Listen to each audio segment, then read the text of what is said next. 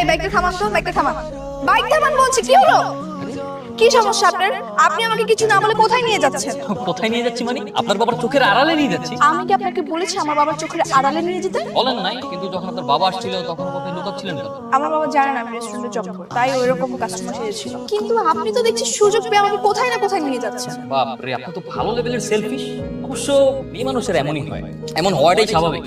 আপনার বাবার সামনে আপনার বন্ধু সাথে আপনাকে কত বড় একটা হেল্প করলাম, ওই আমাকে থ্যাঙ্কস দিবেন তা না, উল্টো আমার পুরো রাগ দেখাচ্ছে। কিন্তু আপনি যে আমাকে হুট করে এভাবে নিয়ে আসলেন, এর জন্য যে আমার জব চলে যেতে পারে আপনার কোনো আইডিয়া আছে? আপনি আমাকে রেস্টুরেন্টে দিয়ে আসেন কেন? হ্যাঁ, আমি তো দিবই, আমি তো দিতেই চাই, কিন্তু একটা শর্ত আছে। কি শর্ত? শর্ত নাম্বার 1, যেহেতু আপনার বাবার সামনে আপনি আমাকে বন্ধু হিসেবে পরিচয় দিয়েছেন, তাহলে আজকে থেকে আমরা বন্ধু। আর শর্ত নাম্বার 2, যেহেতু আজকে থেকে আমরা বন্ধু, তো আমরা একে অপরকে তুমি তুমি করে বলবো। আর শর্ত নাম্বার 3, যেহেতু আমরা একে অপরকে তুমি তুমি করে বলবো, সো আমরা এখন থেকে একসাথে রাতে কথা বলবো, বিভিন্ন জায়গায় ঘুরতে যাবো, একসাথে কফি খেতে যাবো, মুভি দেখতে যাবো।